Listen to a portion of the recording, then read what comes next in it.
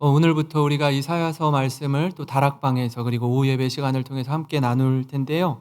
이사야서를 기록한 이사야 이름의 뜻은 여호와는 구원이시다라는 뜻을 가지고 있습니다.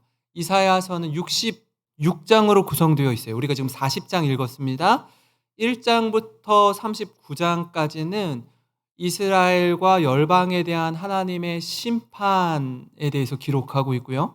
40장부터 66장까지는 이스라엘의 회복과 구원에 대해서 메시지를 담고 있습니다.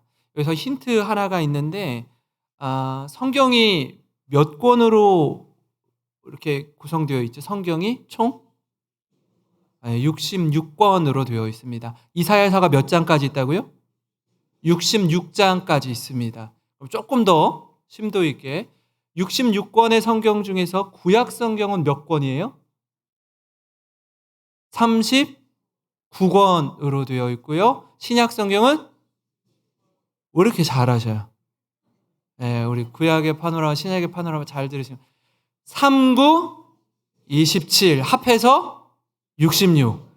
이사야서도요. 1장부터 39장까지 따로, 오늘 우리가 읽은 40장부터 66장까지 따로.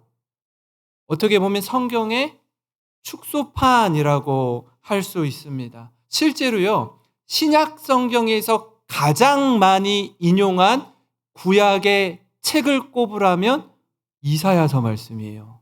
이사야서 말씀입니다. 실제 이사야 말씀을 살펴보면은 북쪽의 이스라엘과 남쪽의 유다의 멸망에 대한 이야기를 담고 있고요. 저들을 심판한 아수르와 바벨론 그리고 페르시아 왕국에 대한 이야기가 기록되어 있습니다.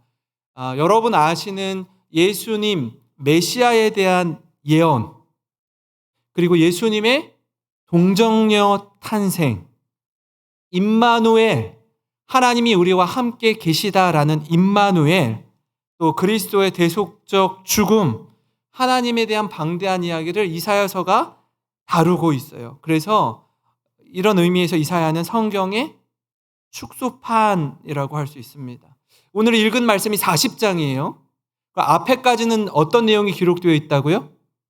이스라엘의 심판에 대해서 기록되어 있습니다. 그럼 40장 오늘 말씀부터 시작하는 40장부터는 이스라엘의 구원, 회복, 용서에 대해서 기록하고 있어요. 우리가 지금 40장 1절을 읽는데 벌써 느낌이 확 달라요. 뭐로 나오죠?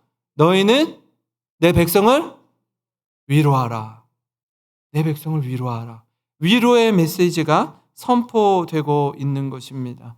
40장 앞에 조금 마음이 좀 아프고 좀 아쉬운 내용으로 이렇게 딱 갈무리하고 40장이 시작되는데 39장 내용이 뭐냐면 유명한 히스기야 왕이 이전에 히스기야는 이제 남유다의 왕인데 북쪽 이스라엘이 아수르에 의해서 멸망당해요. 근데 아수르가 유다까지 공격하려고 합니다. 사네립이 편지를 쓰고 너희가 믿는 이 북이스라엘의 하나님 우리가 이겼어. 남유다 너희가 믿는 하나님 우리가 믿는 신에 비교가 할 수 없어. 그러니까 너희가 항복해라 라고 편지를 써요. 그 편지를 가지고 히스기야가 성전 앞에 가가지고 대성통곡하면서 울어요. 하나님 살려주세요. 하나님 우리나라를 지켜주세요. 그리고 아수르로부터 승리를 거두게 됩니다. 하나님의 천사를 통해서 대승을 거두게 되죠. 나중에 죽을 병에 걸려서 벽을 보고 통곡하면서 옵니다. 좀 살려달라고. 생명을 좀 연장시켜달라고. 그래서 몇 년 살죠? 왜 이렇게 잘하시지? 15년을 더 살아요. 15년을 더 살고 건강이 회복된 이후에 아수르를 정복한 바벨론의 사절단이 히스기야를 찾아오죠. 그때 히스기야가 실수를 하나요? 뭐 하죠? 네, 보물창고를 다 열어서 자랑하기 시작해요. 다 보여줘요. 이사야를 통해 하나님이 이렇게 말씀하셔요. 네가 보여준 모든 보물들을 바벨론이 다 가지고 갈 거라고. 너희가 유다가 바벨론에 의해서 멸망당할 거라고 말씀합니다. 근데 이 얘기를 들은 히스기야가 괜찮대요. 내가 다스릴 때 망하지 않으면 괜찮대. 내 다음 세대가 어떻게 되든 말든 나는 잘 모르겠대요. 저는 이게 얘기를 읽는데 좀 마음이 아프더라고요. 왜 히스기야가 자기 세대만 생각을 할까? 그 다음 세대에 대한 그림을 그리지 못할까? 39장 6절부터 8절을 보시면 이렇습니다. 보라, 날이 이르리니 내 집에 있는 모든 소유와 내 조상들이 오늘까지 쌓아둔 것이 모두 바벨론으로 옮긴 바 되고 남을 것이 없으리라. 여호와의 말이니라. 또 내게서 태어날 자손 중에서 몇이 사로잡혀 바벨론 왕궁의 환관, 내시를 가리킵니다. 환관이 되리라 하셨나이다 하니 히스기야가 이사야에게 이르되 당신이 이른 바 여호와의 말씀이 좋소이다 하고 또 이르되 내 생전에는 평안과 견고함이 있으리로다 하니라. 이렇게 얘기해요. 그리고 39장이 끝나고 이 바벨론에게 멸망당해요. 그리고 70년의 세월이 지난 후에 내 백성을 위로하라. 내 백성을 위로하라. 이렇게 시작하는 말씀입니다. 여러분, 내 세대에는 견고함이 있으니까 상관없다라고 말하는 이 히스기야의 대답은요, 부모 세대로서 얼마나 무지하고 어리석은 대답인지 잘 모르고 하는 말입니다. 그리고 나서 여러분, 바벨론 70년 포로 생활이 시작되죠. 온갖 수모와 고통과 눈물 속에 후손들이 지내게 됩니다. 그 아픔을 어떻게 이루다 말로 표현할 수 있겠습니까? 이 자리에 계시는 우리 연로하신 장로님, 권사님, 집사님 가운데 아마 일제 36년의 강점기 시간을 지내신 분이 여기 계시죠. 예. 누구보다 잘 아실 거예요. 36년이었어요. 바벨론은 70년이었어요. 70년. 두 배. 얼마나 힘들고 어려운 시간이었는지 잘 아실 겁니다. 저도 할머니랑 함께 자랐어요. 제가 어렸을 때. 근데 할머니가 초등학교도 못 나왔어요. 이렇게 하시는 말씀 중에 일본어 단어를 몇 가지 사용을 하시더라고요. 처음에 무슨 말인지 몰랐어요. 가이당이 뭐죠? 네? 계단. 현웅아, 벤또 챙겨가라. 벤또가 뭐예요? 와, 도시락. 현웅아, 스매끼리 어딨냐? 스매끼리가 뭐예요? 손톱깎이. 저기서 좀 닭광 좀 더 가져와. 이렇게 했어요. 닭광이 뭐예요? 단무지예요. 일본어를 엄청나게 구사를 잘 하시더라고요, 저희 할머니가. 그래서 제가 그걸 기억을 하고 있는 거예요. 36년을 지내면 이렇게 자기도 모르는 사이에 언어가 달라지는 거예요. 그냥 저절로 배우는 거예요. 그래서 그런 압제 경험이 없는 저희 세대나 저희 자녀 세대조차도 일본 하면은 치를 떨어요. 그죠? 일본 하면 치를 떨어요. 스포츠 경기를 하면 다른 나라에겐 져도 돼요. 그죠? 근데 일본이랑 하면 지면 돼요? 안 돼요? 죽어도 그라운드에서 쓰러져 죽을 때는 이겨야 돼, 무조건. 가위바위보도 이겨야 돼, 무조건. 하여튼 뭘 해도 이겨야 되는 거예요. 절대로 져서는 안 돼요. 참 흥미로운 건 뭐냐면 일본이요, 세계 최강대국의 2위예요. 미국 다음으로 강한 나라예요. 근데 그런 일본을 아무렇지도 않게 무시하는 나라가 한 나라 있어요. 어느 나라예요? 대한민국은요, 일본 그까이거 다른 나라는 일본을 무시하지 못해요. 엄청난 강한 나라예요. 우리나라는 어찌 되었든 일본은 때려잡아야 돼요. 왜 그렇죠? 상처가 있어요. 상처. 아픔이 있는 거예요. 36년의 세월도 상처의 흔적이 크게 남아있는데 그 2배의 세월, 바벨론 70년 어떻겠습니까? 그 시간을 보내게 될 텐데 내가 사는 동안은 아무 문제가 없으니 다행이라고 말할 수 있습니까? 그럴 수가 없습니다. 그럴 수가 없어요. 지금 대한민국이요, 앞으로 지구상에서 소멸될 국가 1순위로 손꼽힙니다. 작년 출산율이 0.76명이었습니다. 무슨 얘기냐면 남녀가 만나서 결혼을 하잖아요. 1+1. 결혼하면 두 사람이 결혼을 해서 평생의 자녀를 낳을 기대 자녀 숫자가 0.76명. 둘이 결혼했는데 둘이 죽으면 0.76명의 아이 하나가 나오는 거예요. 근데 올해는요 0.65명으로 떨어지고 있어요. 그러니까 점점 아기를 낳지 않는 거예요. 예전에 초등학교 제가 다닐 때 4인 가구가 대표적인 대한민국의 표준 가구였습니다. 그러니까 둘이 결혼해서 둘은 낳는 거죠. 뭐 저희 부모 세대는 말할 것도 없고 훨씬 많이 낳았죠. 점점 자녀를 작게 낳으라고 해가지고 적게 낳아서 둘만 낳아 잘 기르자 이렇게 얘기를 했는데, 지금은 이 점점 가구 수가 줄어들면서 4인 가구가 표준 가구였는데 작년 2023년도 기준으로 몇 인 가구가 우리나라의 대다수를 차지하는지 아세요? 몇 인 가구? 아니 제가 가르쳐주지 않았는데 어떻게 그렇게 잘해? 1인 가구예요. 1인 가구. 1인 가구가 41.6%입니다. 100가구 중에 41.6%가 1인 가구로 살고 있어요. 그 다음에 2위가 2인 가구예요. 2인 가구가 24.5%. 그러면 1인 가구, 2인 가구를 합치면 66%예요. 그러니까 100가구 중에 66가구가 혼자 살지 않으면 둘이 살아요. 정말 심각한 거예요. 정말 심각한 겁니다. 이처럼 고난과 고통의 시기를 지나서 여러분 성경에 보니까 이 39장까지의 심판과 멸망과 이 시간을 통과한 후에 40장에 들어서는 거예요. 구원과 회복의 메시지가 전해지는 겁니다. 오늘 본문은요, 새로운 전환점, 터닝 포인트를 맞이하는 메시지를 담고 있습니다. 바벨론 포로 이후에 주시는 말씀, 그 첫 번째는 뭐냐면 오늘 말씀의 제목처럼 내 백성을 위로하라라는 거예요. 위로하라.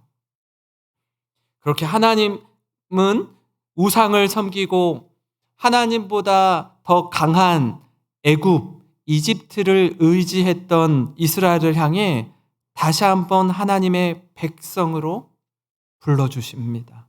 회복과 위로의 메시지를 주세요. 40장 1절 2절 우리 한번 같이 읽어보겠습니다. 화면을 보시고요. 시작. 너희 하나님이 말씀하신다. 너희는 위로하라. 내 백성을 위로하라. 너희는 예루살렘 사람들을 격려하며 그들에게 고난의 날들이 끝나고 그들의 죄가 용서되었다고 말해주어라. 그들은 자기들의 죄에 비해 갑절이나 무거운 형벌을 받았다. 아멘.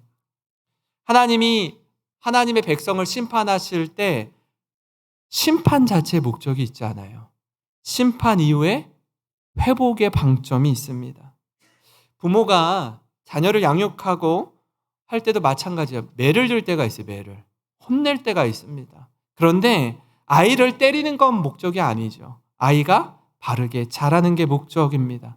곁길로 가지 않고 방황을 끝내고 돌아오기를 바라는 부모님의 간절한 마음이 담겨 있습니다. 이처럼 하나님도 이스라엘을 회복하시고 용서하시고 은혜를 베풀어 주십니다. 그래서 이렇게 말하는 거예요. 40장 3절부터 5절에 외치는 자의 소리여 이르되 너희는 광야에서 여호와의 길을 예비하라. 사막에서 우리 하나님의 대로를 평탄하게 하라. 골짜기마다 도두어지며 산마다 언덕마다 낮아지며 고르지 아니한 곳이 평탄하게 되며 험한 곳이 평지가 될 것이요 여호와의 영광이 나타나고 모든 육체가 그것을 함께 보리라. 이는 여호와의 입이 말씀하셨느니라. 여호와의 대로, 여호와의 길을 평탄하게 하라고 선포합니다. 왜요? 여호와의 영광이 나타났는데 어느 한 구석에서 영광이 나타난 게 아니라 모든 육체가 여호와의 영광을 다 볼 것이기 때문입니다. 이스라엘을 구원하시고 긍휼히 여기시는 하나님, 그 하나님이 등장하시는 거예요. 얼마나 이 날을 기다렸는지 모릅니다. 바벨론 포로를 마치고 귀환하는 그날을 얼마나 꿈꾸었는지 몰라요. 꿈 같은 일이 일어나는 겁니다. 그 감격을 시편 126편이 담고 있는데 우리 같이 한 목소리로 한번 읽어보겠습니다. 시작. 여호와께서 시온의 포로를 돌려보내실 때에 우리는 꿈꾸는 것 같았도다. 그때에 우리 입에는 웃음이 가득하고 우리 혀에는 찬양이 찼었도다. 그때에 문나라 가운데서 말하기를 여호와께서 그들을 위하여 큰 일을 행하셨다 하였도다. 여호와께서 우리를 위하여 큰 일을 행하셨으니 우리는 기쁘도다. 여호와여 우리의 포로를 남방 시내들같이 돌려보내소서. 눈물을 흘리며 씨를 뿌리는 자는 기쁨으로 거두리로다. 울며 씨를 뿌리러 나가는 자는 반드시 기쁨으로 그 곡식단을 가지고 돌아오리로다. 아멘. 여러분, 그 시편 126편 기자의 감격이 느껴지십니까? 이 은혜가 느껴지십니까? 우리나라가 해방되었을 때 아마 역사의 현장에 계셨던 성도님들은 그 감격과 은혜를 고스란히 간직하고 계실 겁니다. 1945년 8월 15일. 제가 또 이거 찾아봤어요. 8월 15일 날 대한독립 만세 하고 막 이렇게 했는지. 근데 아니라고 하더라고요. 아니래요. 그날 일본의 천황이 라디오를 통해서 우리가 어려워졌다. 이 일본이 이제 패하고 위기 상황 가운데 있다.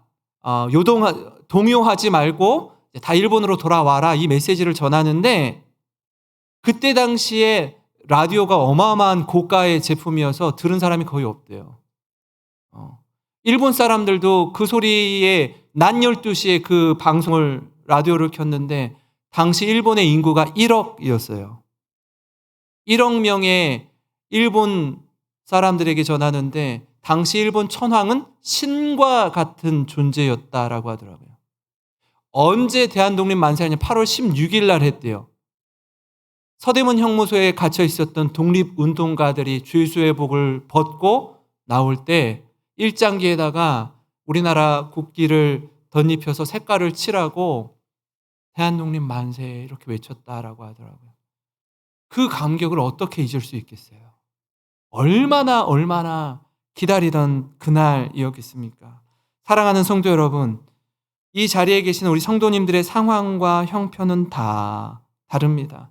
그러나 바라기는 하나님의 위로하심을 충만히 누르며 고통의 자리, 슬픔의 자리, 낙심의 자리에서 벌떡 일어나 회복하시는 모든 성도님들 되시길 주님의 이름으로 축원합니다.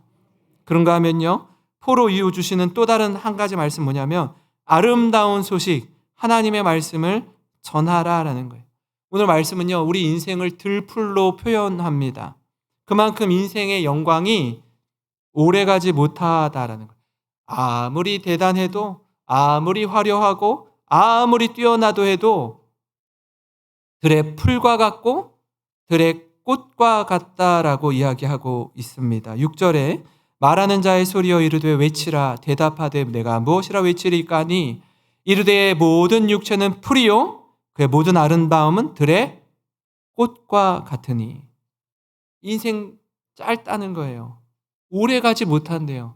아무리 오래 살아도 100년도 못 사는 인생입니다. 그래서 겸손하라고 이야기하고 있습니다.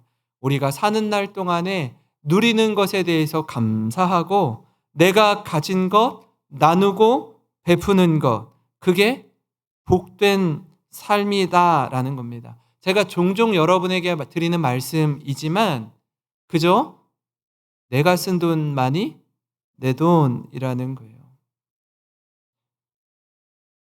그런 반면에 하나님 말씀 영원하대요. 8절 9절에 풀은 마르고 꽃은 시드나 우리 하나님의 말씀은 영원히 서리라 하라. 아름다운 소식을 시온에 전하는 자여 너는 높은 산에 오르라. 하나님 아름다운 소식을 예루살렘에 전하는 자여, 너는 힘써 소리를 높이라. 두려워하지 말고 소리를 높여 유다의 성읍들에게 이르기를 너희 하나님을 보라 하라. 여러분, 이게 우리에게 소망이 됩니다. 희망의 메시지. 풀은 마르고 꽃은 시드는데 뭐는 영원해요? 여호와의 말씀. 하나님 말씀이 우리를 살리는 줄 믿습니다. 이 복음을 높은 산 위에 올라가서 전하라는 거예요. 아름다운 소식을 전하는 자예요. 너는 높은 산 위에 올라서 외치라는 것입니다. 하루빨리 가능한 많은 이들에게 전해야 하는 복음입니다. 이 복음을 우리는 선물로 받았습니다. 두려워하지 말고 하나님을 바라보며 힘써 소리를 외치라라는 거예요. 구원의 소식, 해방의 소식, 자유의 소식을 가능한 있는 힘껏 외치는 겁니다. 많은 이가 듣도록, 자유를 누리도록, 구원을 얻도록, 위로와 회복을 경험하도록 전하는 것입니다. 이건 비단 당시 이스라엘 백성들뿐 아니라 오늘을 사는 그리스도인의 사명이기도 합니다. 사랑하는 가족들, 우리의 친척들, 이웃들, 직장의 동료들에게 가장 기쁜 구원의 소식을 전하는 것. 그러니까 하나님께서 우리를 먼저 구원하신 그리스도인의 사명인 줄 믿습니다. 사랑하는 성도 여러분, 이 일에 우리가 존귀하게 쓰임받는 저와 여러분이 되시기를 주님의 이름으로 축원합니다.